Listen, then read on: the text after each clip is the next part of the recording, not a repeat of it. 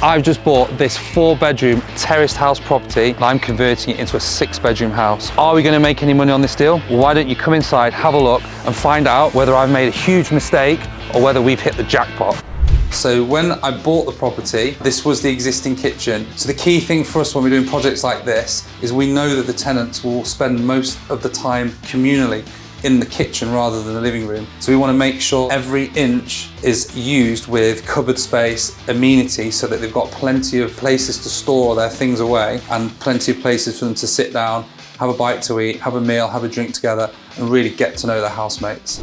Okay, so for those of you who don't know what a HMO is, it stands for House of Multiple Occupancy. And what this means is we take a property like this, convert it, and then rent each room out individually to individual tenants. And then they will share the communal areas, such as the kitchen and the living room, with the other tenants. The bills will all be included and paid for by the landlord, and the living room and kitchen they can share with their housemates. So when I bought this property just over 18 months ago, it was a single let, and I rented it out as a single let. I then converted it to a HMO, and it's soon going to be ready for the new tenants. And I'll tell you a little bit about why I did it that way later on.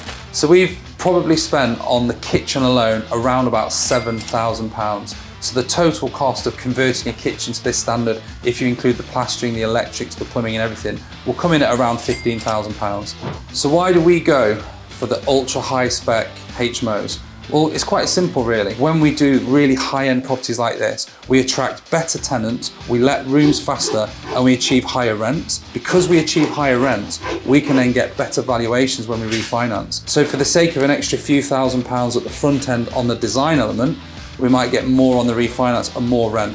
So when I bought this house, it was just a dusty old basement used for storage where the boiler was. The plan was to use the space to convert it into more bedrooms and living rooms, to go from 4 beds to 6 beds. So we're now down in the basement and we've fully insulated the floor, the ceiling and all the walls, as well as fitting the central heating system. So when this house is up and running, these bedrooms, although they're underground, will be really warm and cozy, and there'll be lots of natural light coming from the window at the front of the house. So one of my biggest bugbears with managing properties is when tenants lock themselves out or having issues with keys. So what we do with all our HMOs is we fit these digilocks so the tenants can never lose their keys and never lock themselves out of their bedroom. And what this also means is we can have a master code, so if we ever need to send someone to the house to do viewings, inspections or repairs, they can just come in with one code instead of scrapping around for a massive handful of keys. So these digilocks are a godsend. So this is the lounge, living room, TV room. Now we've identified that the tenants will spend the least amount of time in the living room. So this room was situated at the back of the house where it doesn't have such a great view and it doesn't have as much natural light, but it gives them that kind of cozy feel. So throughout this property, there are a lot of unique and exciting features, and nothing is more exciting than this amazing space-saving sliding door. This means that the tenant will maintain full privacy when using their own bathroom without having to lose the space in the room of the door swinging in and out. And as I'm sure you'll agree, it looks pretty cool. So we're now on the landing of the first floor, and this is where we've situated the intelligent thermostat. The reason we situate this thermostat on the landing is if we put it on the ground floor too near the radiator, this will warm up a lot faster than the rest of the house.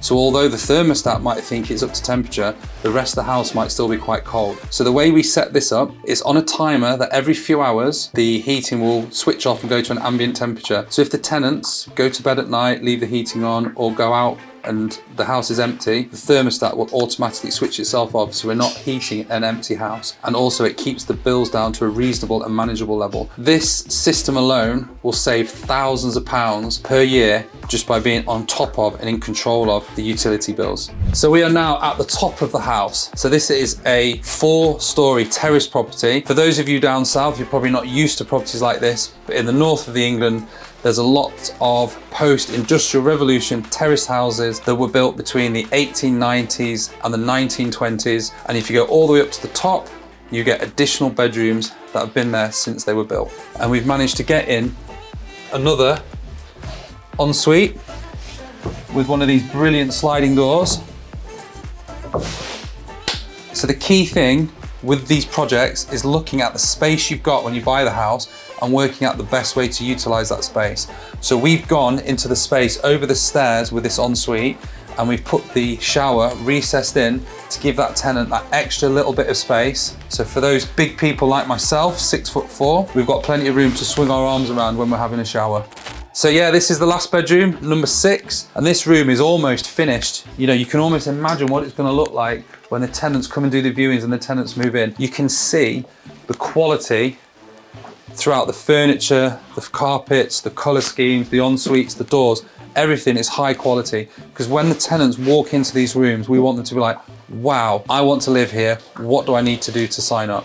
So in a second, I'm going to break down the numbers of this property so you can see how much profit we're going to make on this deal. But before I do that, I've got a gift for you. If you're looking to get into property, I've got a completely free guide that you'll be able to find a link to in the description to this video. If you download this guide, it will give you hints, tips, and guidance for you to get started on your first or your next big property deal. And then one day soon, you'll be sat on this couch with me talking to me about the deals you're doing and the profit you're making. So don't delay, go into the description, grab the link and download your copy today. Right, so let me tell you a story. Once upon a time, there was a man called Sam, that's me, and he was viewing properties, and he viewed a property on Ella's Road. He loved the property because of its big rooms, its spacious basement, and its double dormers on the top floor. Now, could you believe it? A few weeks after Sam had agreed to buy that property, another one came up on that street, and that's the property we're sat in today. So at the same time, I bought 2 properties on the same street that both had double basements and 2 dormer windows, spot on for what I was looking for. Now, because I was buying 2 properties at the same time, I didn't want to go through the process of doing 2 refurbs at the same time. So the first property that I bought, I got straight on with the project, did the build and put tenants in. This property, my strategy was slightly different. I decided to rent it straight out to a group of people for 1 year, and at the end of that year, when the other project was finished and refinanced, they moved out and we got started on the refurb. So the plan was always to do this as a HMO, but for 1 year we rented it out on a normal single let tenancy, and then when those tenants moved out, we started the work. So we've been on site now for just over 6 months. So this property will be going on the market, ready for viewings for people to potentially move in before Christmas. So what an amazing Christmas present for those beautiful tenants out there to move into a property just like this, ready for their turkey on Christmas Day and their sausages on Boxing Day. What's that? What's that I hear you say? You want to hear about the numbers?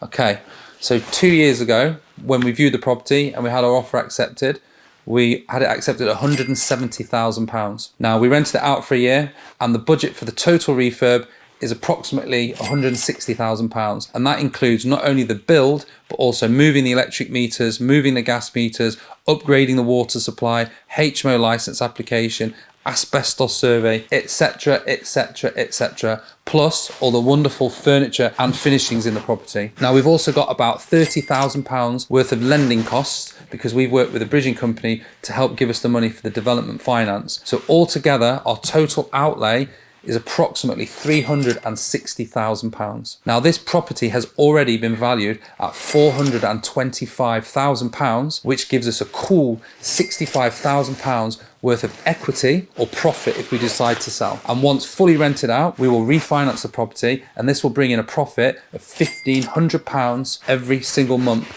after all our costs. So this is an absolutely fantastic deal, and it's a way to make massive chunks of equity and massive chunks of cash flow by buying one property and converting it into a multi-room HMO. Honestly speaking, sitting here today, knowing that we're only a few days away from finishing, I couldn't be prouder of what we've achieved and what the team have achieved. Like, this is such a good deal, such a good property. I wish I could do 50 of these and then retire to a desert island in the Bahamas and live on cocktails and sangria and everything you can think of. Okay, so what are the next steps? Next week, we should have the final snagging finished, the dressings will go on all the beds, and the cleaning team will come in to give it the post-build clean. This means that by the middle to the end of next week, we'll be ready to get the marketing team in to do the 3D tour, the video tour, the photos, for social media, for the listing, so we can attract the tenants, but also showcase what we can do as a company. And then it'll be down to the lettings team to do viewings, applications, move-ins, and this property should be fully let quite soon after Christmas. I'm expecting that the demand might not be that strong before Christmas, because historically it never is, but then coming back in the first week of January, we'll have loads of viewings, loads of applications, and this property will be fully let, fully operational, up and running by the end of January. And then all we've got to do is refinance, pull our money out, pay everybody back, and go looking for the next opportunity. So HMO for me is a really fantastic way of building lots of equity in a property, but lots of cash flow. So we could flip this property and realize the equity, but if we hold on to it for 10 years, that £1,500 a month profit that we make will get more and more and more as the rents increase. And because the value of properties like this are generally tied to the income, as the rental income goes up over time, so will the value.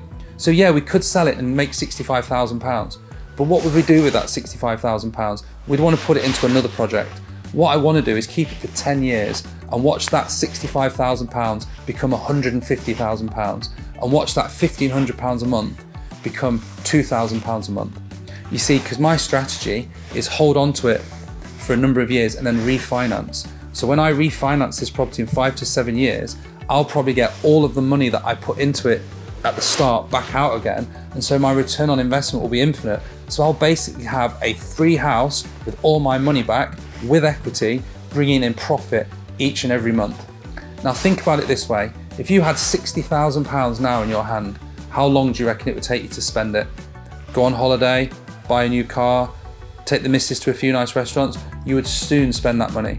The key thing for me is if I can take that £1,500 and I can get 20 properties like this, I'm going to be making £30,000 every month, month in, month out, from properties where I've already done the work, where they're already operational, and we've just got to keep on top of them. So my goal is not to think, yes, I can make £60,000 once, it's I want to make £30,000 every month. Because not only will that secure my financial future, but it also means I'll have a legacy to leave to my children, as well as a portfolio with millions of pounds worth of equity in it. So that's the project. I hope you liked it. I am super excited about how it's going to turn out and what it's going to look like in the next few weeks. If you haven't already, go into the description, download the guide so you can get started with your property investing straight away. And subscribe, like the channel, and I will see you in the next video.